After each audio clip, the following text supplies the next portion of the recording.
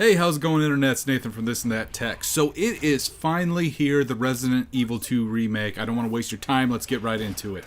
So you can play as either Leon Kennedy or Claire Redfield. You choose your character at the beginning of the game.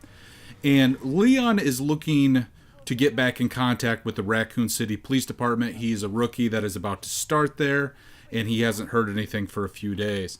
Claire Redfield, on the other hand, is looking for Chris Redfield, her sibling, who again is missing. She hasn't heard from either. And he is a member of the Stars Bravo team, which is part of the Raccoon City's Police Department's Special Forces unit. Leon and Claire cross paths near the beginning of the game, and they're linked together for a short period of time, but then separated, of course. And then it is your job to figure out what is going on with this mysterious outbreak and the horror show that is known as Raccoon City. Now, as far as controls and elements, this is very much like what you experienced if you have played Resident Evil 2. It's a survival horror, there's not a lot of ammo, and you're trapped in these dark, ominous corridors with the sounds of these creatures in the darkness looming about you. Now, these paths can be typically unlocked by either finding a key, finding a password, or maybe solving some kind of puzzle.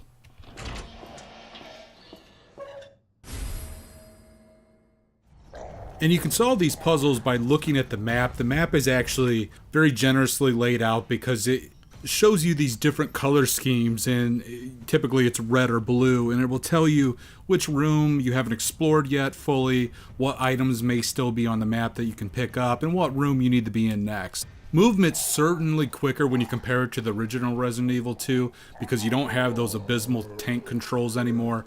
It's that over-the-shoulder cam that first came into play in Resident Evil 4. I will say, though, the sprinting seems just a tad bit too slow for me. I would have liked to see a little more speed in order to navigate around some of the baddies, but on the other hand, it might have made the game too easy. But you can still dodge attacks somewhat by running around certain creatures.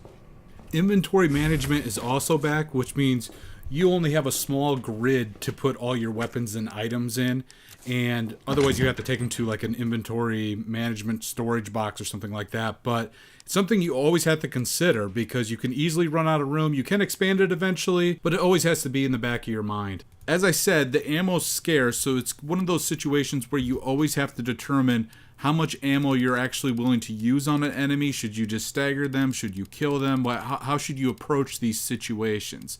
And you can get more ammo by either finding it around, for example, the Raccoon City Police Department or whatever area you're in, or you can create it by finding gunpowder around the environment and then combining it.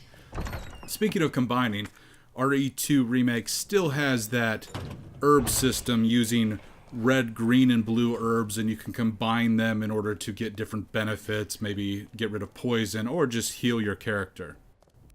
As far as weapon types, we have the standard Resident Evil fare. You have a lot of handguns.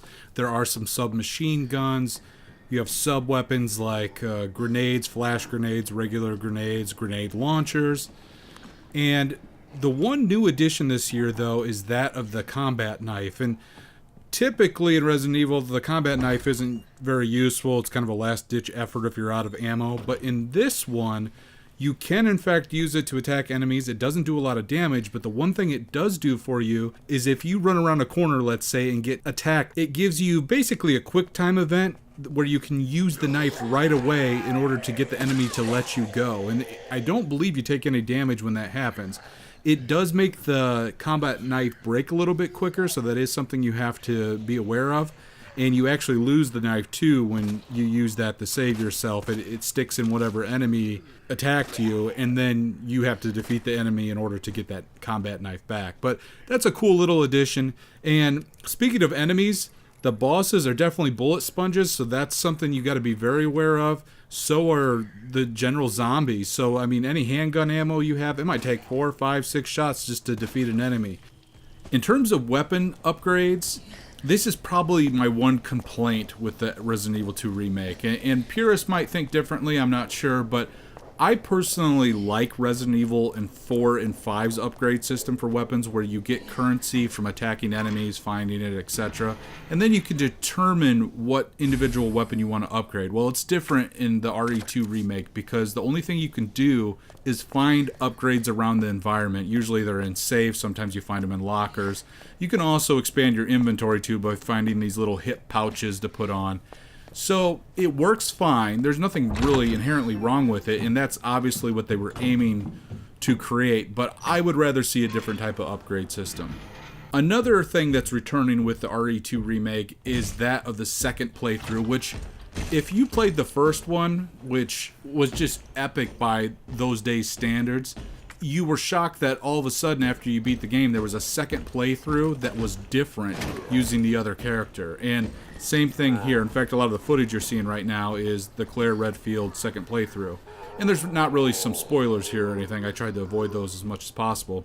But in a lot of respects, it looks the same as you're traversing the environment, and even some of the boss battles and things like that are still the same, but it does give you a different view on what's going on.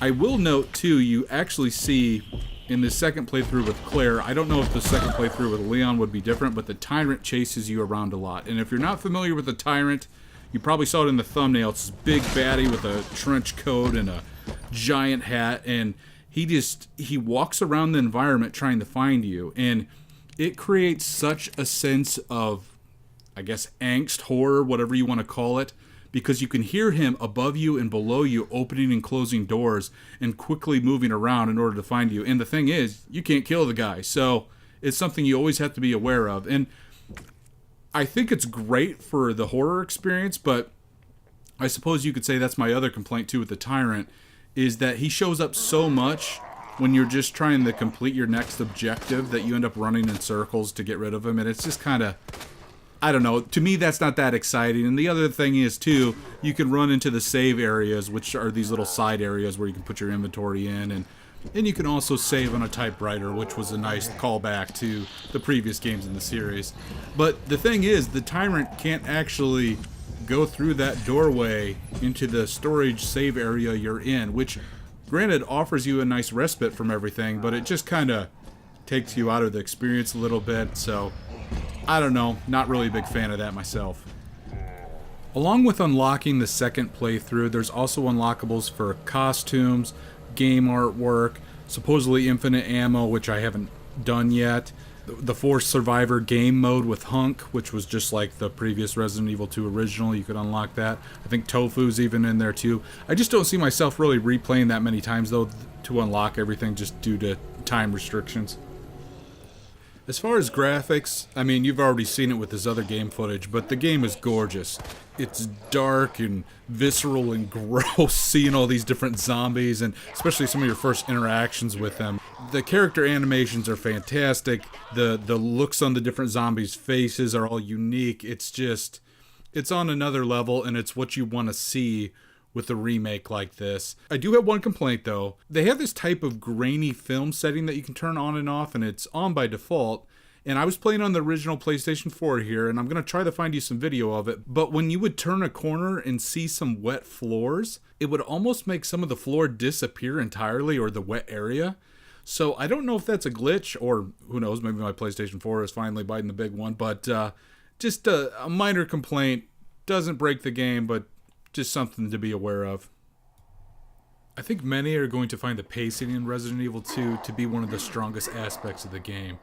As soon as you get into the Raccoon City Police Department, you're tasked with opening all these different doors that are locked, and it's always pushing you to the next objective. You're always pulling up your map. Your map usually indicates at least what room you need to be in, which is very helpful. So you might be going to the right side of the building, and then to the left side, and then back to the right side to backtrack a little bit.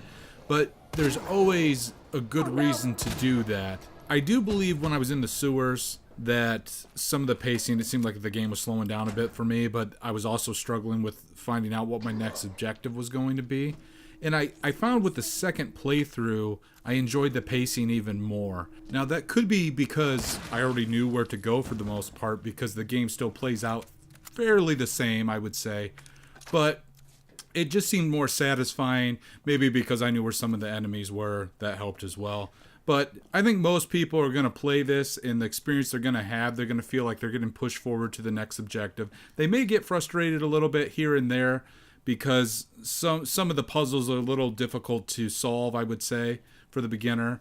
Particularly the one with the chess pieces, I think was kind of confusing and obtuse at first, but that's just because I wanted to get all the items. So if you're not obsessive like I am in those type of situations, you're probably going to think the pacing is absolutely fine and nothing to complain about at all.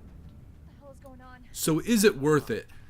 You know, I have to say, even though it's early 2019, that this for sure is going to be on everybody's potential game of the year list. Depends on what happens, of course, with the rest of the year. But this is a great remake. A lot of times remakes, people are not as excited about them. I think this ticks all the boxes for Resident Evil fans. Even if you haven't played the series, you can actually jump into Resident Evil 2. It doesn't really matter that much in my opinion. And still get a great experience. Honestly, there might not even be a point in playing the original now. Unless you're looking for a historical perspective, this way of playing is just far superior. You have the over-the-shoulder cam, you don't have the tank controls, you have the better lighting, more ambitious bosses. They're unique, they chase you around. It's honestly the better experience for Resident Evil 2. So I say you definitely should check it out. But that's pretty much it for my review today. Please leave a like, comment, subscribe down below. I'd love to know what you think. Thanks for watching. Have a good one.